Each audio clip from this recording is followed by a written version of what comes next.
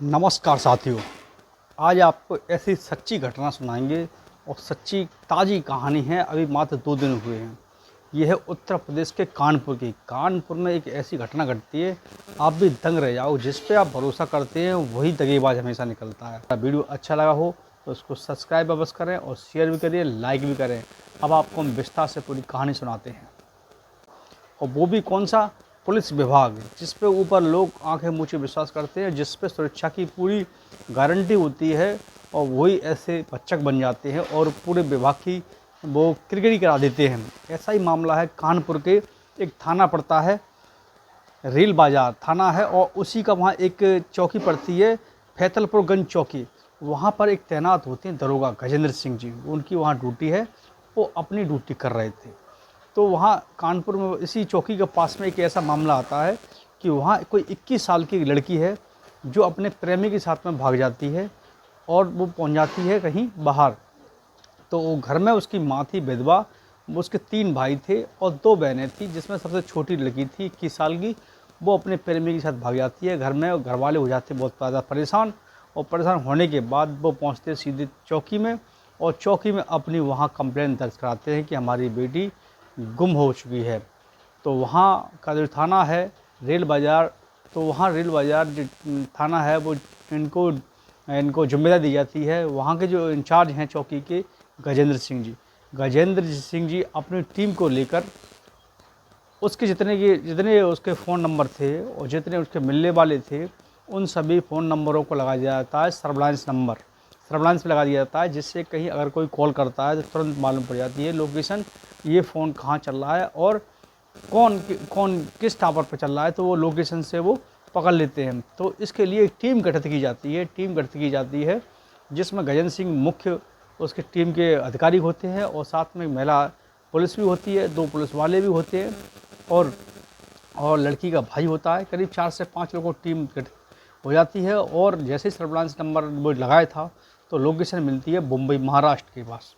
तो वो टीम अपनी गाड़ी करके पहुंचते हैं महाराष्ट्र मुंबई में, और मुंबई में उस इलाके में जहां वो नंबर ट्रेस की चल रहा था, वहां जाके उस लड़की को बरामद कर लेते हैं। अब बरामद करने के बाद ही तो उस दरोगा की किरकिरी होना चालू हो जाती है।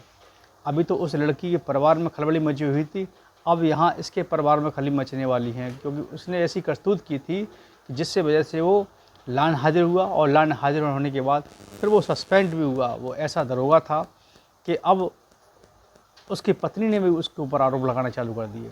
जैसे ही वो लड़की को वहाँ से बरामद करते हैं, और बरामद करने के बाद वो वापस लेके आते हैं कानपुर के लिए। आपको हमारा जैसे ही मुंबई से वो लड़की बरामद की जाती है, और बरामद करने के बाद वो अपनी कार से सभी लोग उसको लेकर कानपुर के लिए चल देते हैं। लेकिन रास्ते में पड़ता है नासिक पे उस लड़की के साथ में जैसे ही दरोगा चलता है, तो देखने के बाद उस लड़की पर उसकी नीयत ख़राब हो जाती है। तभी से उसकी आंखें टेढ़ी हो जाती हैं, उसको घूर घूर के देखने लगता है। जिसमें उसमें क्या, गाड़ी में जितने बैठे हुए पुलिसकर्मी और साथ में उसका भाई, वो समझ तो चुके थे, लेकिन बड़ा अधिकारी था, बड़ा ऐसा ही था, तो किसी की हिम्मत नहीं पड़ रही थी। लेकिन जैसे ही गाड़ी नासिक के पास पहुंचती है, तो उसके दिमाग में ऐसी खुरापात आती है, उसके साथ में कुछ करने का मन चलता है उस दरोगा का। तो उस लड़की का भाई था, उसे कहता है कि आप यहाँ उतरिए, और मुझे यहाँ बहुत सारे काम हैं, उनको निपटाने के बाद हमारी टीम जाएगी। आप यहाँ से टिकट लीजिए और थाने में आइए, हम थाने में आपसे मुलाकात करेंगे। तो वो मन तो नहीं कर रहा था, लेकिन उसकी बात, दरोगा था, अधिकारी था, डर की वजह से वो टिकट लेता है, और बाई ट्रेन वो निकल जाता है अपने कानपुर के लिए। जैसे ही वो निकलता है तो उसको एक मौका मिल जाता है उस लड़की को छेड़ने का। तो धीमे धीमे उसके शरीर को छेड़ना चालू कर देता है वो दरोगा। तो वहाँ जो महिला कांस्टेबल भी बैठी थी, उसने इसका विरोध किया था, उसने मना किया था, सर आप ऐसा काम मत किया, सर आप क्यों कर रहे हो। तो साथ में और भी दरोगा और भी वहाँ पुलिस वाले बैठे थे, उन्होंने भी कहा था कि आप ऐसा काम ना कीजिए, हमारा काम है, उस काम को जिम्मेदारी से अपना कीजिए, ईमानदारी से, और इस लड़की को वहाँ सुपुर्द कर दीजिए थाने में, जो भी कोर्ट कचहरी होगा वो बात का मामला होगा। लेकिन वो नहीं मानता है। रास्ते में वो छेड़ता हुआ उस लड़की को चढ़ाता। लड़की भी उससे ससुरा रही थी, लड़की भी डर रही थी कि लेकिन मामला किया जाता। वो ऐसे शब्दों का यूज कर रहा था, उससे बार बार कुछ गंदी हरकतें शब्दों को बोल रहा था, जो वहाँ उस गाड़ी के अंदर नहीं बोलना चाहिए। लेकिन वो दरोगा कहाँ मानना था, कि उसके अंदर हवस का भूत चढ़ा हुआ था। उस लड़की को बार बार ताक रहा था, कोशिश कर रहा था उसे छूने का, छू रहा था उसको, लेकिन क्या करें, गाड़ी थी, अगर अगला होता तो शायद हो सकता था उसके साथ में रैप भी कर सकता था वो। लेकिन वहाँ पूरा स्टाफ था, नहीं हिम्मत पड़ रही थी उसकी, क्योंकि अगर कोई किसी को बरामद करता है तो वो जान जाते हैं वो कमज़ोरी है उसकी, तो उस कमज़ोरी का ये पुलिस ऐसे अधिकारी होते हैं वो उसका फ़ायदा उठा लेते हैं और वो किसी से डर की वजह से कह भी नहीं पाते हैं। लेकिन मामला ऐसा ही होता है, नहीं कह पाते कोई, और जैसे तैसे करके वो कानपुर तक अपने उसको ले आते हैं। और जैसे थाने में लेके चले आते हैं तो उससे भाई से कह दिया जाता है कि अगर कोई आपसे पूछे तो कह देना गाड़ी में साथ में आए थे। लेकिन मामला कहाँ दबने वाला था, फिर तो मामला सीधा आ गया सोशल मीडिया पे। सोशल मीडिया पे आने के बाद उनकी उस विभाग की दो किरकिरी होने लगी। अब जैसे ही पहुँचता है मीडिया पर तो उनको तत्काल में मामला थम जाए, इस वजह से उनको लाइन हाजिर कर दिया जाता है, लेकिन उससे काम नहीं चलता है। अब होता है क्या कि वो जो उनकी पत्नी हैं, जिनकी गजेंद्र सिंह जो दरोगा हैं, उनकी 1 साल पहले शादी हुई थी, यानी कि उनकी 22 अप्रैल 2023 को शादी हुई थी। और उनकी पत्नी का नाम जो प्रियांशी चौधरी है, वो भी अपने पति से परेशान थी, क्योंकि उनके पति पर इतने आरोप उन्होंने लगाए हैं। तो उनके अपने फैमिली के साथ में उनके पिता हाथरस के एक अच्छे जाने माने समाज सेवी की व्यक्ति हैं, उनको साथ को और भी लोग लेके वहाँ जो कानपुर के जो बड़े अधिकारी हैं, डीआईजी हैं, उनके पास पहुँचते अपनी समस्या बताते हैं। कि वो बताती हैं प्रियांशी चौधरी, मुझे पहले से ही शक था इनके ऊपर कि ये कैरेक्टर लेस हैं, इनका और भी यहाँ थाने की एसआई वगैरह हैं उनसे भी फ़ोन पे बातें लगातार चलती हैं और भी लड़कियों से इनके संबंध हैं।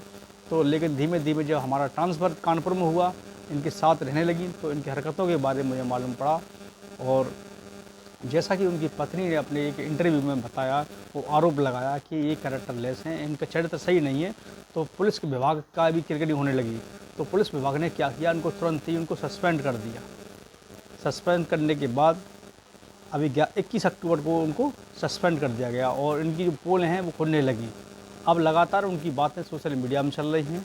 अब देखिए, ये एसआई दरोगा पोस्ट पर हैं और इनकी जो पीछे इन्होंने करतूत की हैं वो खुल के आ रही हैं। यानी कि अपने विभाग में रहते हुए भी अपने स्टाफ की महिलाओं को भी नहीं छोड़ रहे हैं और अन्य कितने लोगों से इनके संबंध होंगे, क्योंकि इनके स्टाल लगे हुए हैं, लोग इनसे डर जाते हैं, हिम्मत तक नहीं पड़ जाती है। और उनका इन्होंने शारीरिक शोषण भी काफ़ी लोगों का किया है, जैसा कि उनकी पत्नी ने बताया। पत्नी ने बताया और भी काफ़ी आरोप लगाए, बताया उन्होंने कि इनके परिवार वालों ने हमारे ऊपर उल्टे आरोप लगा दिए, हमारा फ़ोन नंबर डाल दिया, अगर ज़्यादा कुछ कहा तो इन्होंने हमारे ऊपर पिस्टन रख दी, सीने में बैठ जाते थे, चक्कू लेकर हमें डराते थे, धमकाते थे। और ऐसा इन्होंने बताया है अपने बारे में थाने में, वहाँ जाके अधिकारी के पास में। अब क्या एक्शन लेता है, अगर सही तरीके से इनकी जांच होती है तो इनको जेल भी हो सकती है। ये वो दरोगा हैं जो एक पुलिस के नाम पर दब्बा है, कलंकित हैं। समाज को ऐसे हैवानियत, ऐसे व्यक्तियों को, गलत व्यक्ति कैरेक्टर लेसों को थाने में ऐसे दरोगाओं को न दिया जाए। अगर मालूम भी पड़ते हैं जांच करने के बाद, इनको हमेशा के लिए बर्खास्त कर दिया जाए ऐसे दरोगों को, कि ये। और जहाँ तक है ऐसी प्रवृत्ति को और भी दरोगा है इस विभाग के अंदर, पुलिसकर्मी भी है, वही गरीब लोगों को, गरीब दबे कुचले लोगों, महिलाओं के साथ में ये शारीरिक शोषण का होता है। ये तो एक मामला है जो खुल के आया है, लेकिन ऐसे बहुत से मामले हैं जो कभी खुले नहीं हैं, जो दबे दुबके चलते हैं थाने में कॉल के माध्यम से या उनको बुला के जाके। ऐसे बहुत से केस हैं जो समाज जानता है, लेकिन ये मामला खुल के नहीं आता। तो ये खुल के आ गया तो सभी के सामने आ गया। अगर हमारा आपको वीडियो अच्छा लगा हो तो ज़रूर सब्सक्राइब कीजिए और शेयर कीजिए। कल फिर मिलते हैं नए वीडियो के साथ, तब तक जय हिंद, जय भारत।